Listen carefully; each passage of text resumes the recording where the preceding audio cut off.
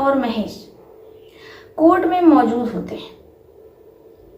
रिद्धिमा जज साहब से कहती है कि मैं तलाक लेने से पहले एक बार अपने पति के साथ संबंध बनाना चाहती हूँ। अब जैसे ही जज साहब ये सुनते हैं तो पहले तो वो हैरान होते हैं। इधर जैसे ही महेश ये सुनता है तो उसे अपनी पत्नी पर यकीन नहीं हो रहा होता है।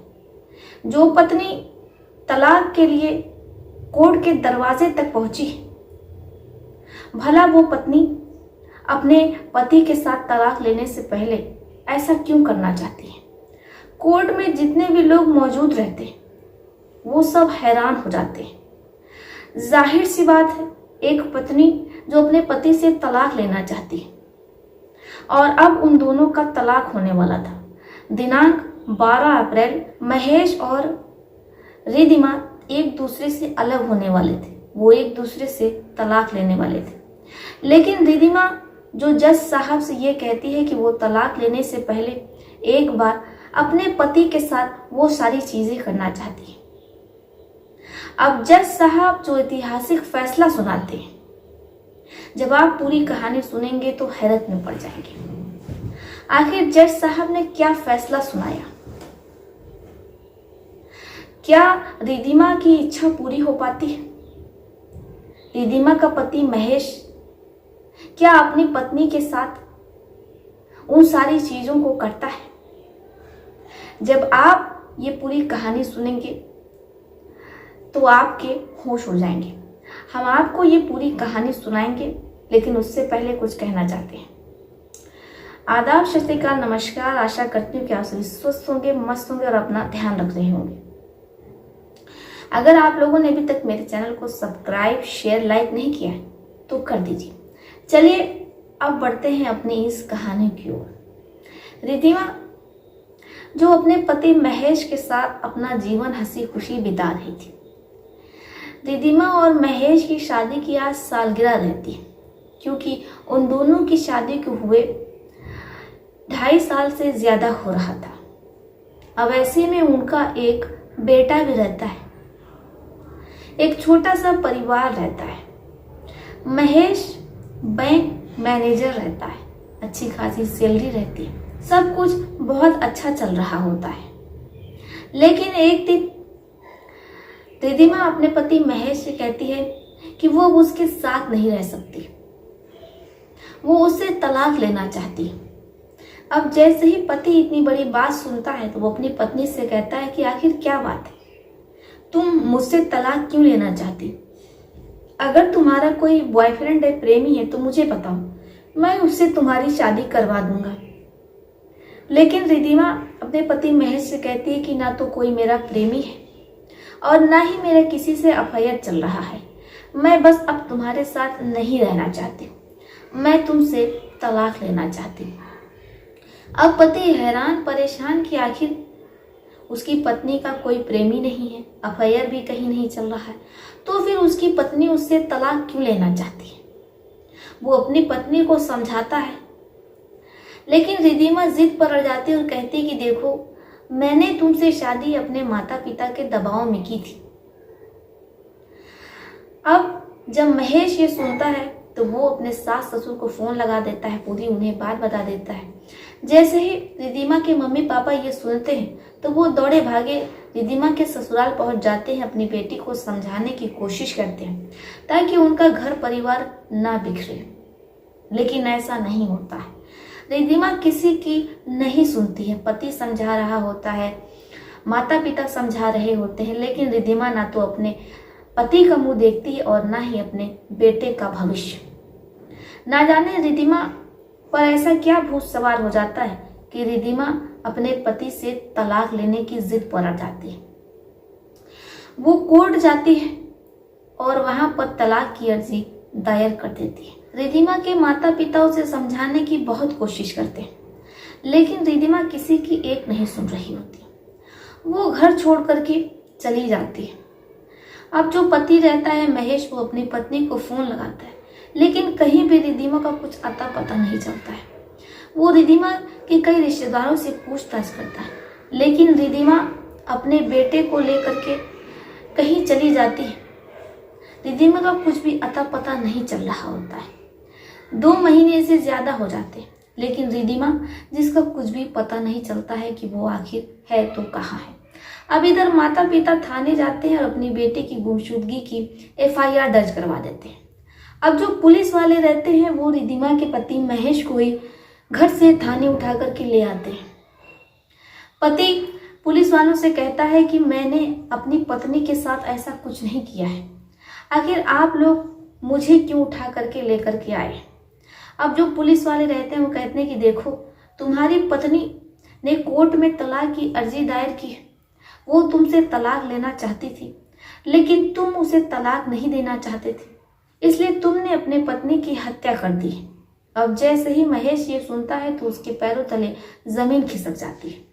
इधर जो पुलिस वाले रहते हैं वो पूरे मूड में रहते हैं कि रिद्धिमा की हत्या का जो आरोप है वो महेश पर लगा दिया जाए और महेश को जेल में सलाखों के पीछे डाल दिया जाए। इसके पीछे कारण ये होता है कि कहीं ना कहीं जो माता पिता रहते हैं वो पुलिस वालों से एक ही बात कह रहे होते हैं कि उनकी बेटी जो लापता हुई इसमें उनके दामाद का ही हाथ है। अब ऐसे में जो पुलिस वाले रहते हैं उनका पूरा शक महेश पर जाता है। इधर महेश जेल में सलाखों के पीछे। कुछ दिनों बाद जब महेश बेल पर बाहर आता है तो वो अपनी पत्नी को खोज रहा होता है, लेकिन उसकी पत्नी जिसका कहीं भी नामो निशान नहीं मिलता है। अब वो रिद्धिमा की सहेली जिसका नाम कंचन रहता है उसके फ्लैट पर पहुंचता है, क्योंकि कंचन रिद्धिमा की बेस्ट फ्रेंड रहती है। अब जैसे ही महेश अपनी पत्नी की दोस्त के फ्लैट पर पहुंचता है तो उसके पैरों तले जमीन खिसक जाती है। रिद्धिमा और कंचन जो कि आपत्तिजनक स्थिति में रहती है। अब जैसे ही पति अपनी पत्नी को ऐसी अवस्था में देखता है, वो भी एक महिला के साथ, तो वो उसका वीडियो बना लेता है। रिद्धिमा और कंचन जब महेश को अपनी आंखों के सामने देखती है तो उनका चेहरे का रंग ही उड़ जाता है। अब महेश रिद्धिमा और कंचन को थाने ले आता है। अब जैसे ही पुलिस वाले जीवित रिद्धिमा को देखते हैं तो वो अपने आप पर शर्मिंदा होते हैं। इसके बाद पूरा परिवार थाने में जुट जाता है।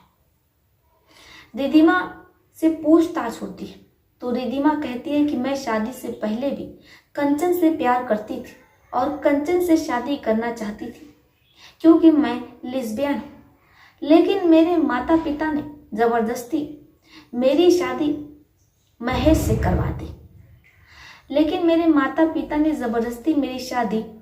करवा दी। अब जैसे ही परिवार ये सुनता है तो उन्हें यकीन नहीं होता है, लेकिन अब इससे कोई फायदा नहीं था क्योंकि तलाक की अर्जी कोर्ट में दाखिल हो चुकी थी। अब इधर बार बार महेश को नोटिस जाती है। महेश और रिद्धिमा कोर्ट में मौजूद होते हैं। आज उनका तलाक होना था, लेकिन रिद्धिमा जज साहब से एक ऐसी डिमांड कर देती है, एक ऐसा प्रस्ताव रख देती है जिससे कि जज साहब भी हैरान हो जाते हैं।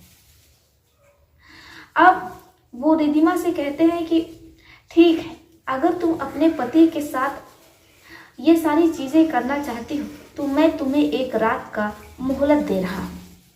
अब जैसे ही रिद्धिमा ये सुनती है तो वो राजी हो जाती है, लेकिन कहीं ना कहीं महेश इन सब चीजों के लिए राजी नहीं होता है। अब रिद्धिमा एक होटल बुक करती है और महेश को फोन करके बुलाती है। अब जैसे ही महेश उस होटल में पहुंचता है रूम नंबर 22 में, जैसे ही महेश रूम नंबर 22 में पहुंचता है डोरबेल बजाता है। रिद्धिमा डोर खोलती है। जब महेश रूम के अंदर पहुंचता है तो उसके होश उड़ जाते हैं। रिद्धिमा एक सोफे पर बैठी होती है और वहां पर उसकी दोस्त कंचन भी होती है जो अपने आप को एक चादर से ढकने की कोशिश कर रही होती है। अब जैसे ही महेश कंचन और रिद्धिमा को एक ही रूम में देखता है तो उसे कुछ समझ में नहीं आ रहा होता है कि आखिर ये सब क्या हो रहा है।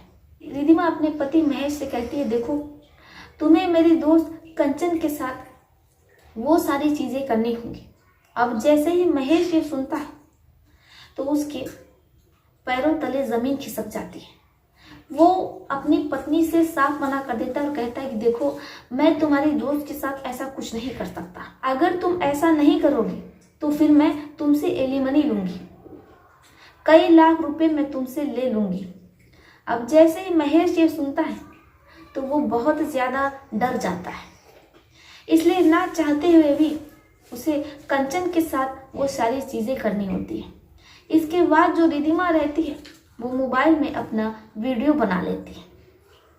उसी वीडियो के आधार पर रिधिमा अपने पति को ब्लैकमेल करती है, उससे पैसे मांगती है, और जब उसकी दोस्त कंचन का मन करता है तो वो अपने पति को अपने दोस्त के लिए रूम में भेज देती है और फिर वो सोफे पर बैठ करके खुद ये सारी चीज़ें देखा करती है। आप भी हैरत में पड़ गए होंगे कि भला एक पत्नी ऐसा कैसे कर सकती है।